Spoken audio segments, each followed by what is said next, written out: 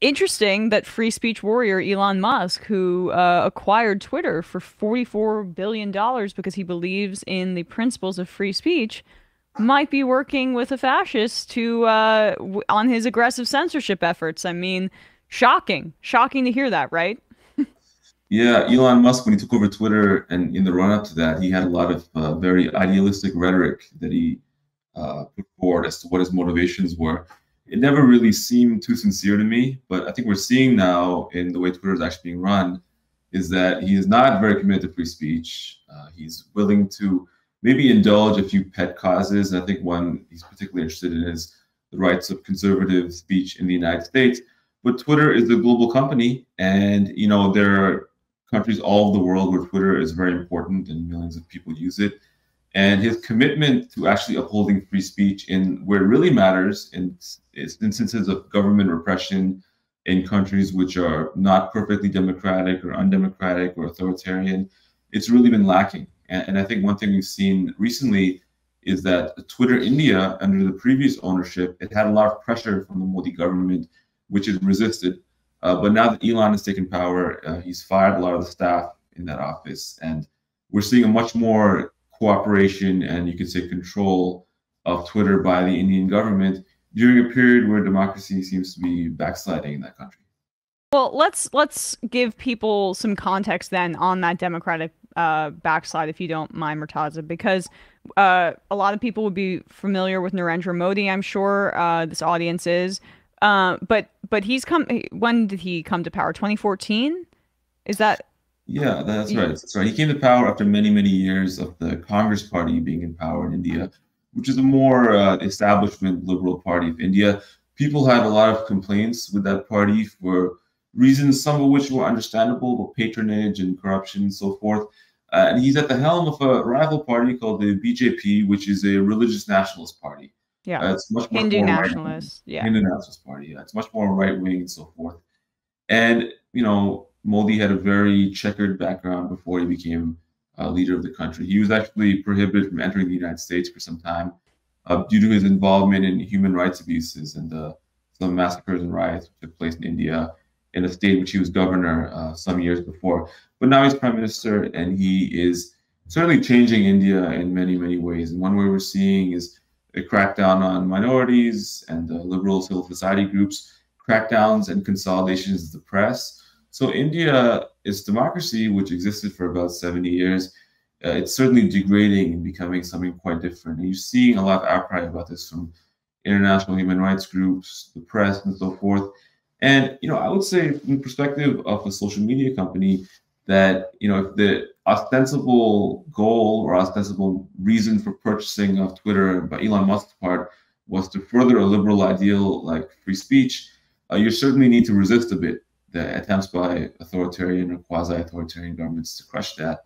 And instead, we're seeing, unfortunately, Twitter acting more and more as a handmaiden to the Indian government in the trajectory in which it's going at the moment.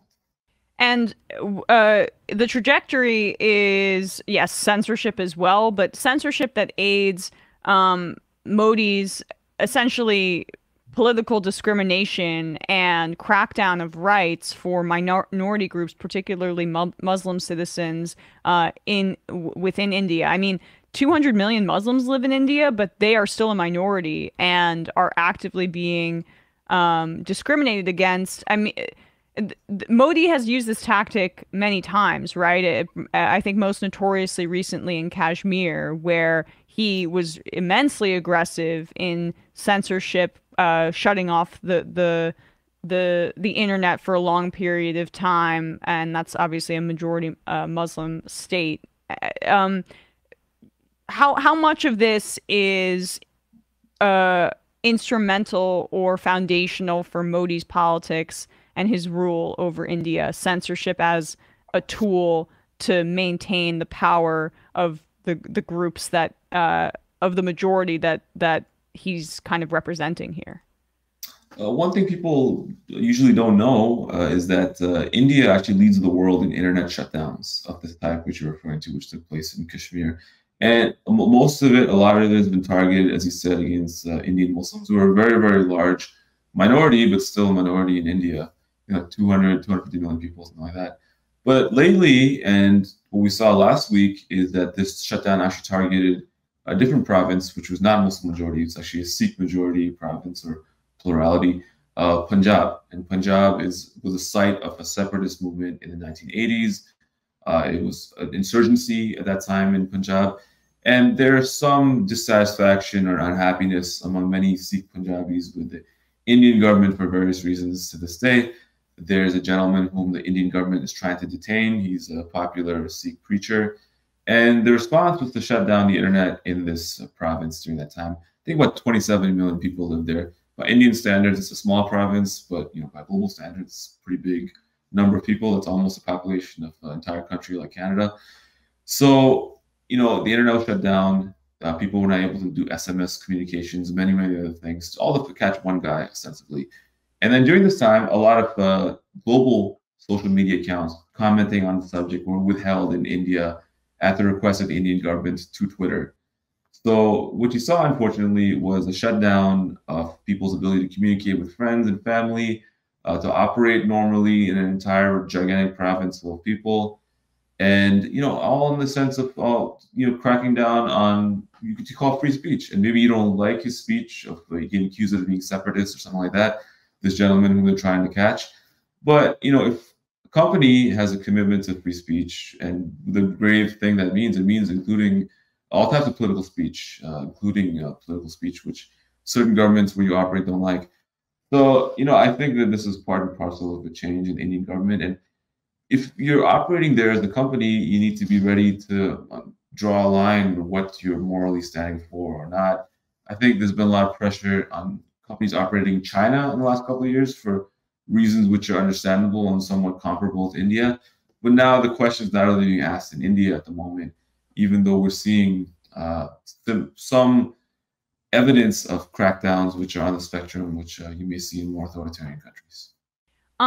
What is particularly going on in Punjab right now that is it just the search for this kind of nationalist leader, or what are some of the political realities on the ground that they're also trying to tamp down? Yeah, so as I alluded to earlier, in the 1980s, there was a major insurgency in Punjab by Sikh separatist groups who wanted to create a separate country called Khalistan out of India. So, obviously many people know India used to be one much bigger country, and Pakistan was part of that, and Bangladesh was part of that. And the separation happened when the British left on religious grounds. So Hindus and Muslims sort of got separate states to some degree, although many Muslims still live in India. Now Sikhs were left out of that, and they always wanted to have a separate state. Many of them wanted to have a separate state in what's now Punjab. And when they tried to do that in the 80s, and they did it by taking up arms, many of them, the government responded very violently. There were a terrible crackdown. There was a attack and bombing of their holy sites and so forth. And there were pogroms in other parts of India against Sikh Indians because of these events and because of a later assassination of an Indian prime minister by her Sikh bodyguards. It was a big, terrible situation that took place. The Indian government put it down very forcefully. They don't want to see anything like that happen again. And most states, you kind of understandably, they're very, can be very authoritarian towards perceived threats to their sovereignty or their territorial integrity. And we certainly saw that in India in the 80s. And because they're so afraid of that happening again, too, they're quite aggressive against any expression of ostensible or possible separatism among Sikhs today in Punjab. They've tried to co-opt certain Sikhs that they can into the Indian government and military.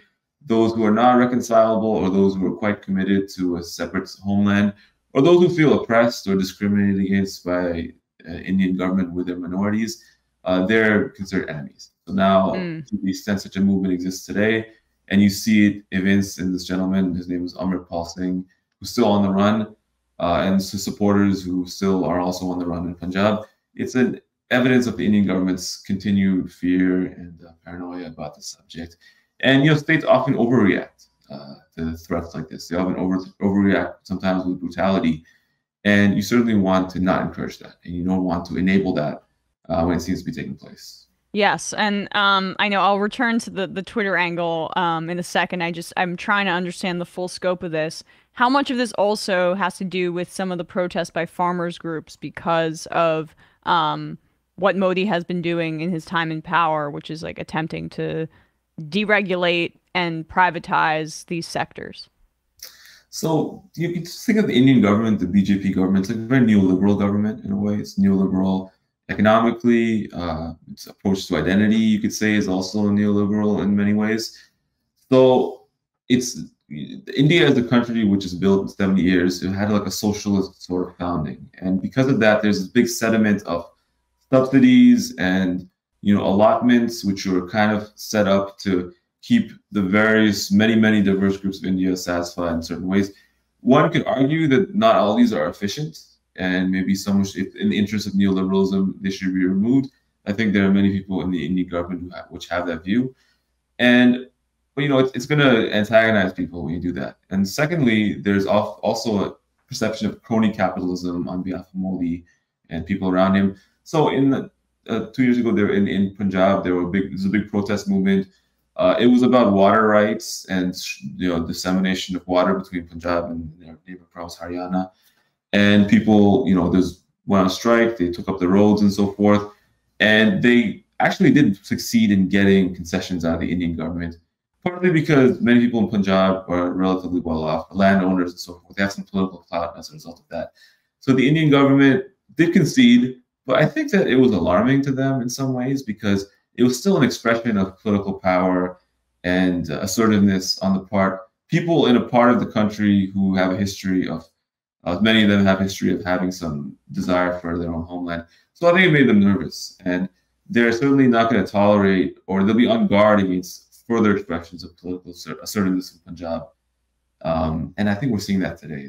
So, I think they conceded with the farmers' protest, but they didn't like it. They didn't like to concede. They don't like seeing that. And I think in India too, generally speaking, the provinces which are majority minority, they tend to experience more, if not hostility from the government, at the very least suspicion. And that Gotcha. suspicion can often translate into kind of harsh measures in response.